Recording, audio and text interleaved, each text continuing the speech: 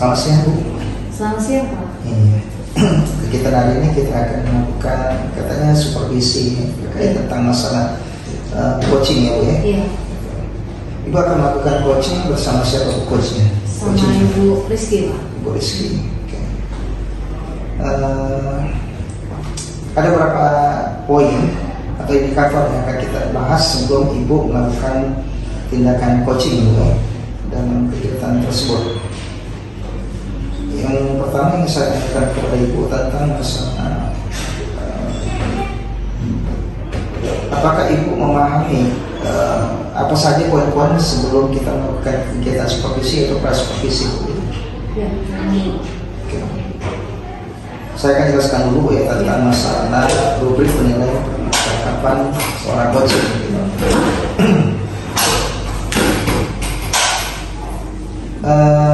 Dalam rubrik penilaian seorang coaching dalam percakapan coaching itu ada beberapa hal yang perlu kita perhatikan. Yang pertama tentang masalah prinsip dari seorang coach. Nah, itu ada tiga hal.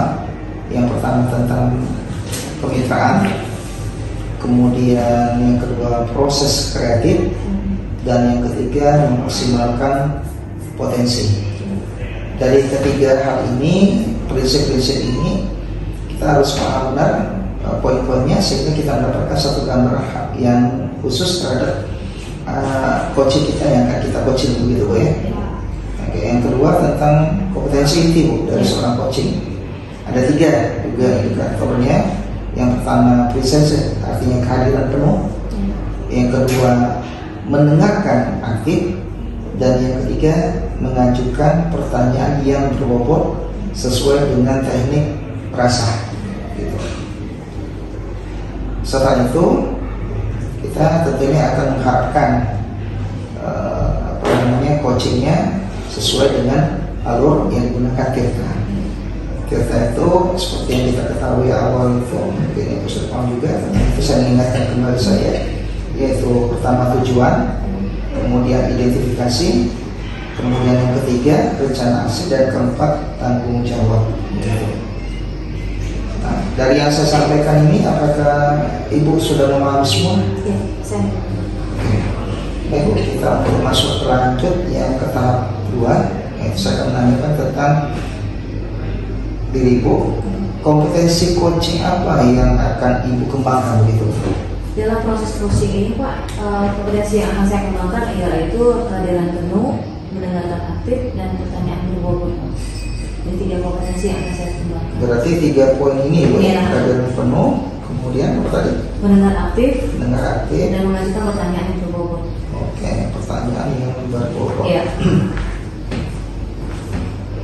3 poin. Iya. Atau masuk semua Bu ya? Iya. Oke. Dari yang 3 poin tersebut Bu ya, menurut Ibu bagi kompetensi mana yang secara spesifik akan diobservasi Bu? Yang akan saya observasi itu yang paling spesifik itu kehadiran penuh Pak.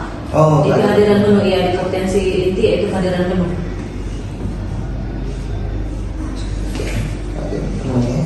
Apa alasan untuk mengambil itu? Kehadiran penuh tadi. Iya. Ya, saya ingin menerapkan indikator kehadiran penuh agar saya bisa menerapkan alur Tirta secara runtun ya, supaya saya bisa menggali ide-ide dari coach sendiri demi menemukan solusi dari permasalahan yang dihadapinya Pak. Oke. Jadi alur Tirta itu ya? Iya. Oke, jadi mendapatkan satu gambaran khusus terhadap coach kita Bu ya? Iya. Oke, ini sudah kita lakukan tindakan pra-supervisi. Jadi untuk berikutnya saya akan mencoba melakukan supervisinya terhadap Ibu sebagai coaching dan Ibu Rizky sebagai coachingnya ya. Ya. Oke, silakan kita untuk persingkat waktu kita, dipersilakan nanti waktunya agar kita bisa berlangsung. Terima kasih Pak. Ya.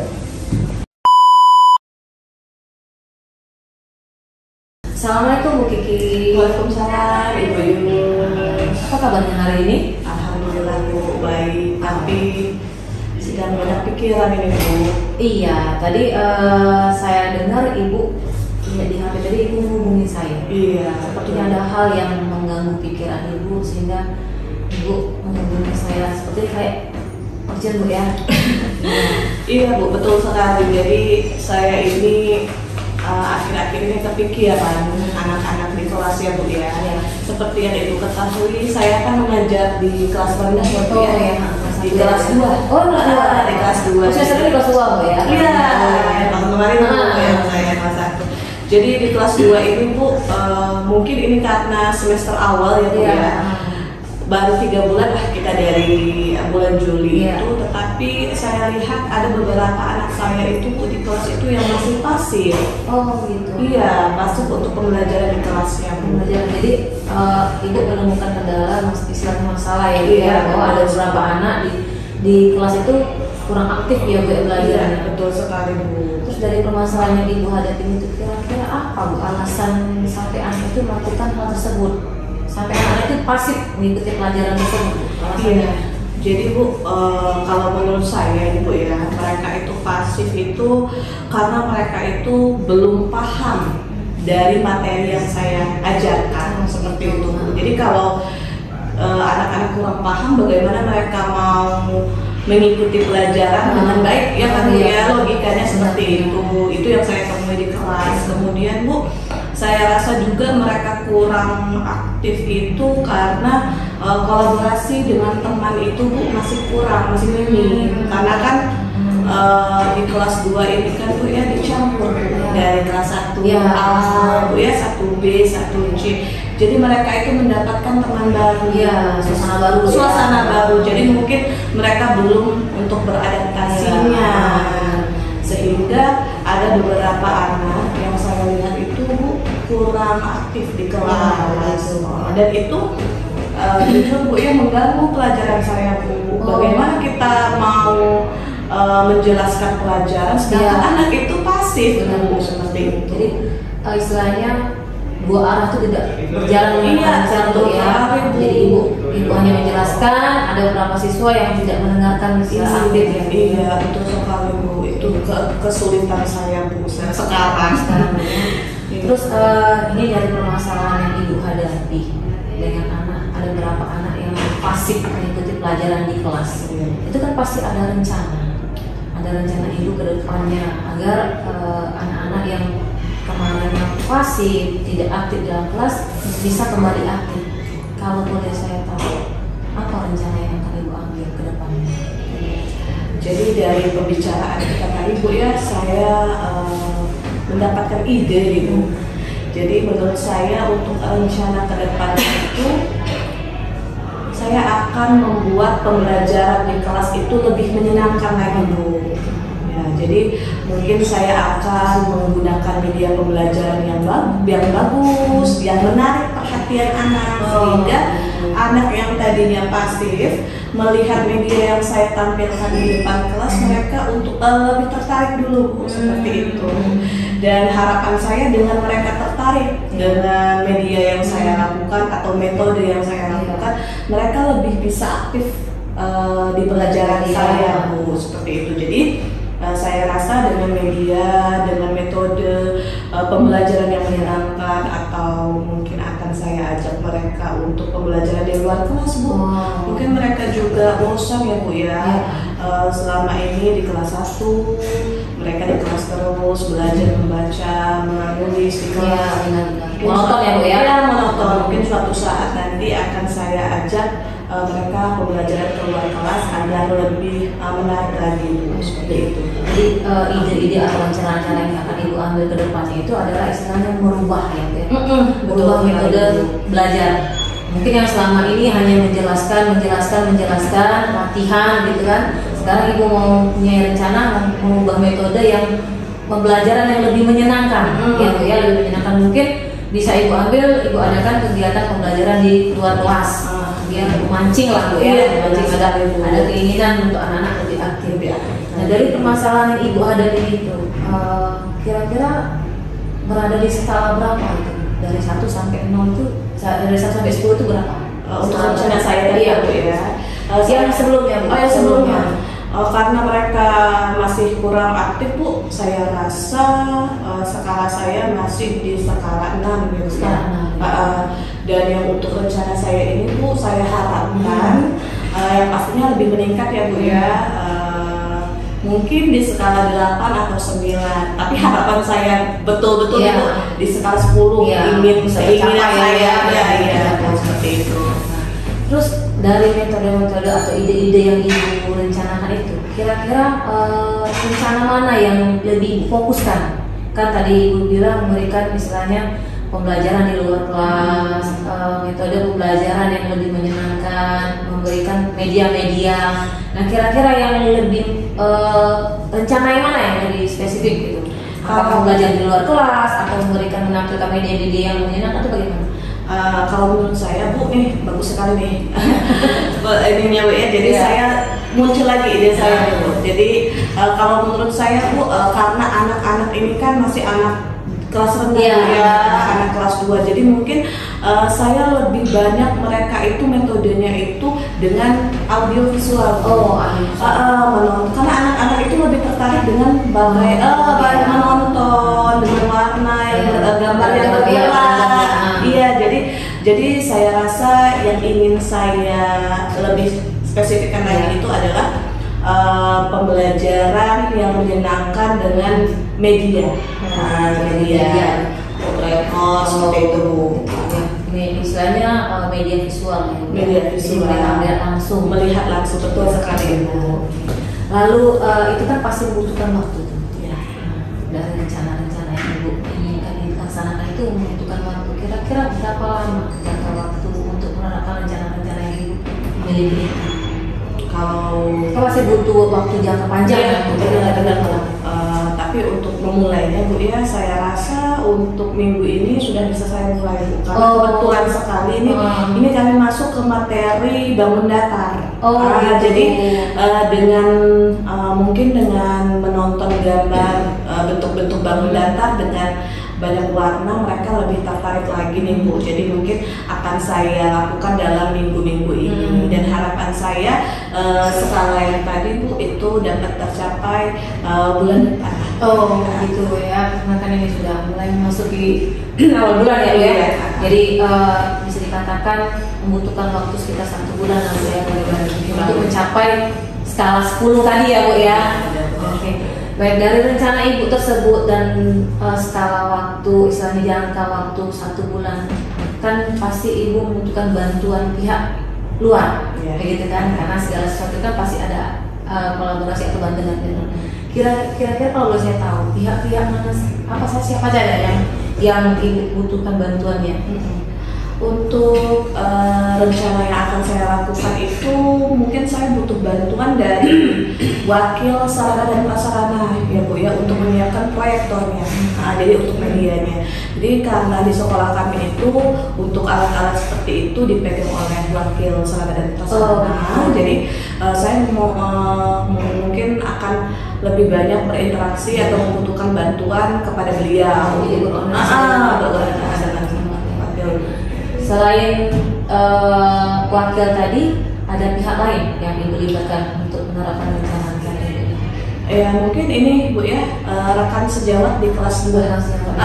Karena kebetulan kan materi kami itu kan sama kan Bu ya, sama. Jadi ya saya akan mengajak juga berkolaborasi benar sekali Bu, dengan materi ini bisa kita terapkan dengan metode ini agar anak-anak lebih aktif lagi dan bisa menangkap lebih cepat langsung ke tujuan pembelajaran ya.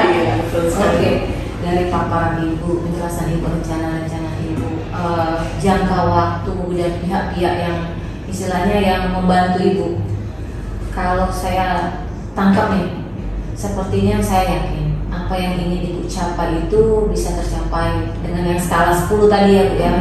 Dalam jangka waktu 1 bulan sepertinya mungkin tidak mencapai 1 bulan, mungkin sebelum 1 bulan sudah tercapai. Mudah-mudahan. Jadi dengan kerjasama dengan rekan sejawat sama guru kelas 2 ya Bu ya.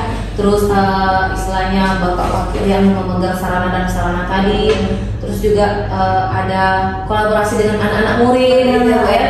Jadi apa yang Ibu rencanakan itu bisa tercapai dengan baik, dan keinginan Ibu agar anak-anak itu aktif kembali dalam proses pembelajaran itu akan bisa tercapai. Baik Bu, dari setelah pembicaraan kita dari awal sampai akhir, secara tidak sadar sebenarnya ibu menceritakan permasalahan ibu hadapi ini, ternyata ibu juga sudah mengungkapkan solusinya dari permasalahan ibu hadapi ini ya. Nah, saya mau menanyakan juga ini dari awal saya mendapatkan kabar ibu ingin menemui saya, kita bertemu hari ini berbicara, ya kan? Saya menanyakan kabar ibu, alhamdulillah baik. Tapi dengan wajah yang gimana, ibu ya? Saya lihat muka ibu kayaknya sedih, ada apa, galau gitu kan? Pikiran bu ya. Iya. Kira-kira bagaimana Bu setelah pembicaraan kita hari ini, keadaan ibu sekarang apakah masih seperti awal tadi atau bagaimana? Alhamdulillah Bu ya, sepertinya saya tepat nih mau bertemu dengan Bu Yus nih. Jadi dari tadi awalnya saya galau Bu ya, gimana caranya agar anak-anak ini aktif di kelas. Tapi setelah pembicaraan kita tadi, alhamdulillah saya lega Bu, saya sudah menemukan ide seperti itu Bu. Berarti saya akan lebih dari sayanya yang akan lebih aktif memberikan pembelajaran kepada mereka. Tentunya tadi saya harus melihat juga dari situasi anak, bagaimana yang tadinya kurang menyenangkan di kelas, saya akan lebih menyenangkan lagi di kelas tuh dengan cara yang tadi menggunakan alat peraga, dengan media, dengan metode. Mudah-mudahan terima kasih sekali Bu Yus ya, saya sudah menemukan ide-ide saya. Doain juga ya Bu ya, semoga harapan saya anak-anak lebih aktif lagi di kelas. Baik Bu, saya juga mengucapkan terima kasih ya Bu ya, karena Ibu sudah mempercayakan menceritakan permasalahan Ibu sama saya, gitu kan. Jadi nanti ke depannya kalaupun saya menghadapi hal yang sama, saya bisa menjadikan ini pengalaman bagi saya, gitu kan, bahwa kemarin Bu Kiki menghadapi masalah yang sama dan pemecahannya seperti ini.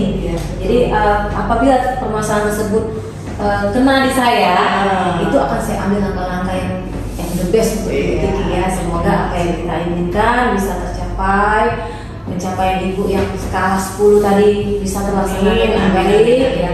Semoga kedepannya semua lancar. Amin. Ya. Baiklah Bu, kalau begitu ada lagi mau yang ceritakan Ibu? Sepertinya sudah Bu, tidak ada lagi. Sudah senang. Sudah lega Bu ya hari ini Bu ya. Baiklah Bu, kalau begitu saya ucapkan lagi terima kasih kepada percayaan kepada saya Bu ya. Itu tadi.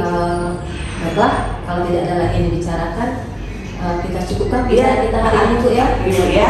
Dengan akhir kata, Assalamualaikum warahmatullahi wabarakatuh. Waalaikumsalam warahmatullahi wabarakatuh.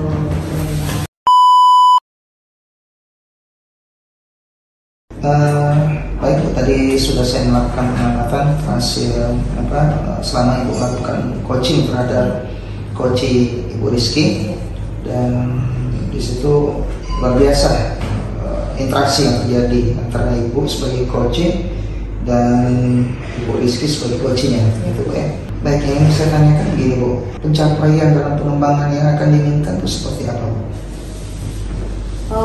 Kehadiran indikator yang ingin saya capai itu, kehadiran sebagai coach, yaitu memberikan kesempatan kepada coaching agar coaching dapat dengan leluasa menceritakan permasalahan-permasalahan yang dihadapinya, lalu memberikan ide atau solusi dari permasalahan coaching yang hadapi. Ada catatan hasil dari observasi saya pada Ibu tentang apa saja yang menjadi catatan khusus ya Bu ya. Apa yang Ibu sudah gambarkan itu sudah sesuai juga dengan catatan saya, itu dari awal juga sudah saya sampaikan ya Bu ya. Di sini saya lihat Ibu sudah tentang kemitraan, di mana saat mengobrol Ibu sudah merasakan kondisi yang setara, tidak ada perbedaan antara Ibu dan coaching gitu. Kemudian dari segi juga proses kreatif, di catatan saya Ibu sudah berusaha untuk menggali ide-ide dari seorang coaching agar mengeluarkan solusi dari permasalahan yang dihadapinya gitu, khususnya Ibu Rizky gitu. Dan Ibu juga telah mengajukan pertanyaan-pertanyaan yang saya kira itu sudah berbobot dan berkualitas bagi seorang coaching untuk maksimalkan potensi-potensi dari seorang coaching yang ada dalam dirinya, gitu Bu. Jadi kalau kita lihat dari prinsip-prinsip dari seorang coach, 3 poin indikator itu sudah terpenuhi dalam diri Ibu, gitu. Itu yang catatan saya Bu ya, selama mengamati interaksi yang terjadi antara Ibu dengan Ibu Rizky, gitu. Dan di sini juga saya coba dari kompetensi inti yang seperti Ibu tadi lisensi kehadiran penuh selama proses coaching, Ibu sudah memenuhinya dengan sangat baik, kehadiran penuhnya. Dengan kompetensi-kompetensi seperti present itu, Ibu telah berhasil membuat seorang coaching merasa nyaman saat berinteraksi kepada Ibu. Dia tidak merasa ada beban dalam dirinya, dia lugas menyampaikan permasalahan tanpa ditutup-tutupi, gitu Jadi ini adalah nilai poin khusus bagi seorang Ibu, seorang coaching dalam memberikan kenyamanan kepada seorang coaching, gitu. Kemudian Ibu juga saya amati sudah menggunakan alur Tirta sebagaimana ada tujuan, melakukan identifikasi, kemudian rencana aksi tindakan yang akan dilakukan oleh Ibu Rizky dan tanggung jawab yang akan diambil atau dilakukan oleh beliau pada saat Ibu melakukan coaching tersebut, begitu Bu.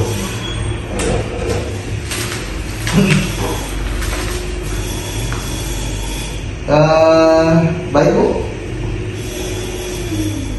dari komunikasi atau percakapan yang kita tadi, apa yang ingin Ibu kembangkan ke depannya berdasarkan hasil coaching yang Ibu lakukan beberapa waktu lalu terhadap Ibu Rizky, yang proses ke depannya? Iya, yang akan kembangkan. Yang ingin saya kembangkan itu adalah mengajukan pertanyaan yang berbobot Pak. Dengan saya mengajukan pertanyaan yang berbobot, dengan begitu kan istilahnya coaching akan lebih leluasa, istilah terpacu ya Pak, terpancing dengan pertanyaan-pertanyaan berbobot, sehingga semua permasalahan yang dihadapi oleh coach itu bisa mengalir sesuai dengan runtun alur Tirta tadi Pak. Ya, jadi tujuannya identifikasi, gitu Pak ya. Terus hal yang akan saya lakukan lagi kedepannya saya akan melakukan latihan-latihan lagi Pak, agar saya bisa menjadi seorang coach yang lebih baik lagi dari yang sudah.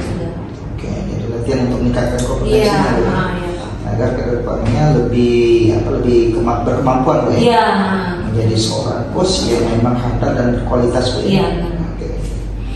Baik Bu, saya rasa kegiatan observasi kita terhadap permasalahan yang dihadapi Ibu Rizky tadi, dari kita melakukan supervisi, kemudian supervisi, pelaksanaan Ibu dialognya tadi, sampai dengan pasca observasi ini sudah kita lalui semua, dan itu sudah menggunakan alur-alur ataupun skema yang sesuai dengan yang prinsip-prinsip dari seorang coach, gitu. Saya rasa hari ini kita akhiri dulu pertemuan kita atau diskusi kita. Mungkin di lain waktu kita akan melanjutkan lagi untuk menggalikan informasi-informasi atau masalah-masalah yang terbaru atau terdepankan, masalah terkait dengan pendidikan di lingkungan sekolah kita, gitu. Saja Bu, saya dulu mengucapkan Assalamualaikum warahmatullahi wabarakatuh.